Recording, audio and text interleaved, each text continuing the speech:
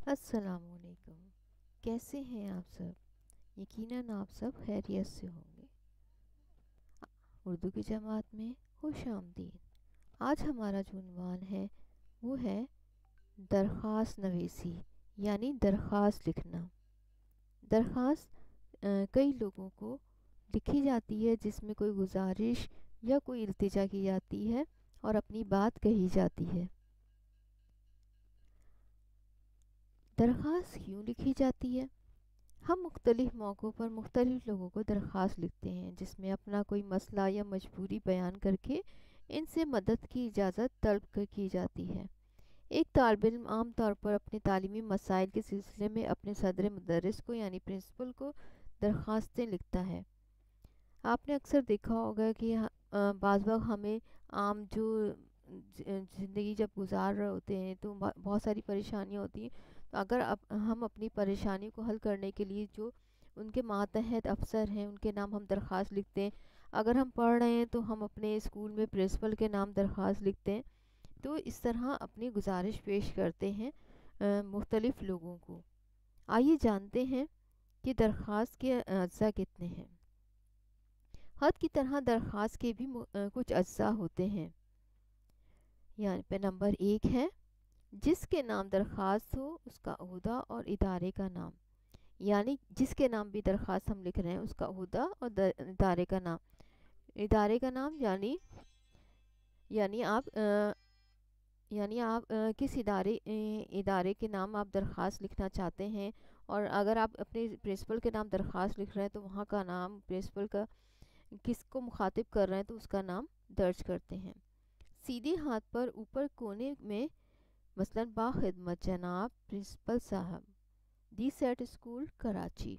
اب یہاں پہ ہم نے سیدھے ہاتھ پر ہم نے کونے میں لکھا ہے جس کو ہم نے مخاطب کیا ہے اس کا نام، یعنی ہم نے یہاں پہ پرنسپل صاحب کو مخاطب کیا ہے تو ان کے نام ہم درخواست لکھ رہے ہیں، اور کس ادارے سے تعلق ہے وہ ادارہ لکھا ہوا ہے اور کہاں ہے یہ ادارہ یہاں پہ موجود ہے۔ اب نمبر 2 ہے القاب۔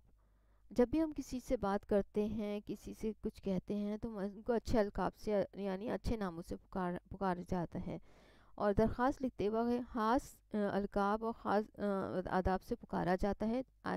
جس کے نام درخواست ہو اس کے عہدے اور مرتبے کے لحاظ رکھتے ہوئے اس کو مخاطب کیا جاتا ہے، مثلا جناب عالی یا عزت مآب یا محترم یا محترمہ، اس طرح کر کے ہم بات کرتے ہیں تاکہ ہم اپنی بات کو ایک ادب اور لحاظ کے طریقے کو مد نظر رکھتے ہوئے اپنی بات کہہ سکیں۔ نمبر 3 ہے درخواست کا مضمون۔ جب بھی ہم کوئی درخواست لکھتے ہیں تو اس کا کوئی نہ کوئی مقصد ہوتا ہے۔ بعض وقت ہم جو ہوتا ہے کسی بیماری کی درخواست لکھتے ہیں، بعض وقت جو ہوتا ہے کہ ہمیں کہیں جانا ہوتا ہے یا ہم درخواست کرتے ہیں کہ ہمیں اس چیز کی ضرورت ہے، تو ہمارا اصل مقصد جو ہوتا ہے اس کو بیان کرنا ہوتا ہے۔ درخواست لکھنے کی وہ وجہ وہ مقصد مضمون سادہ اور عام فہم ہو، یعنی مضمون جو ہے جو بھی درخواست کا مضمون ہے اس کا مقصد ہے وہ سادہ اور عام فہم ہو، یعنی جو پڑھنے والا اس کو سمجھ جائے اور مطلب کی بات ہی لکھی جائے، یعنی آپ ایک خط کی طرح پوری اس کی تفصیل نہ بیان کریں بلکہ آپ ایک دو لائنوں میں وہ مقصد بیان کریں جو آپ کہنا چاہتے ہیں۔ اختتام۔ جب ہم اختتام کرنے لگتے ہیں تو کچھ آداب کو مد نظر رکھتے ہیں، جیسے القاب کو مد نظر رکھتے ہوئے مناسب الفاظ میں درخواست کو ختم کیا جائے، مثلا ہیڈ ماسٹر صاحب یا پرنسپل کو لکھی جانے والی درخواست کا اختتام اس طرح ہوتا ہے: آپ کا فرمانبردار شاگرد۔ اگر آپ شاگرد ہیں تو آپ شاگرد لکھیں گے، اگر آپ اہل محلہ ہیں تو اہل محلہ لکھیں گے۔ اس طرح القاب کا استعمال کیا جاتا ہے۔ پھر جو بھی شاگرد کا نام ہے، پھر جماعت ہے، یہاں پہ اپنی تفصیل دی جاتی ہے۔ اب ہے تاریخ۔ اس درخواست میں تاریخ لازمی لکھی جاتی ہے تاکہ درخواست جو پڑھ رہا ہے اس کو پتہ چلے کہ یہ گزارش کب کی گئی ہے، یہ درخواست کب لکھی گئی ہے۔ درخواست کے آخر میں سیدھے ہاتھ پر درخواست کے لکھنے کی تاریخ ڈالی جاتی ہے، مثلا آپ جس مہینہ یا مہینے کی تاریخ اور کیا کہتے ہیں جس سن میں آپ یہ درخواست لکھ رہے ہیں، اب وہ وہاں پہ تحریر کریں گے۔ اب یہاں پہ ایک نمونہ درخواست دی گئی ہے، اس کو غور سے دیکھیے۔ سب سے پہلے لکھا ہے، پہلی دیکھیے پہلا حصہ کیا تھا، القاب کا، یعنی جس ادارے اور جس جگہ سے ان کا تعلق ہے، جیسے باخدمت جناب ہیڈ مسٹریس صاحبہ، دی سیڈ اسکول کراچی، جناب علی مودبانہ۔ جناب علی، ہم نے ان کو القاب سے پکارا، جناب علی کے مودبانہ۔ اب یہاں پہ اصل مضمون ہم پیش کریں۔ مودبانہ گزارش ہے کہ میں آپ کے زیر سایہ تیسری جماعت کا طالب علم ہوں۔ میں کل رات سے سخت بخار ہے، مجھے کل رات سے سخت بخار ہے، اس وجہ سے آج اسکول حاضر ہونے سے قاصر ہوں۔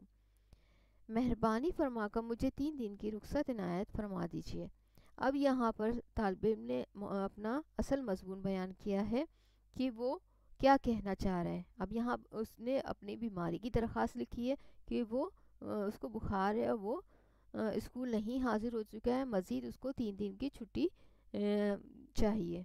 اب اس نے اس طرح تحریر کر کے اپنے ہیڈ مسٹریس کے نام لکھی ہے۔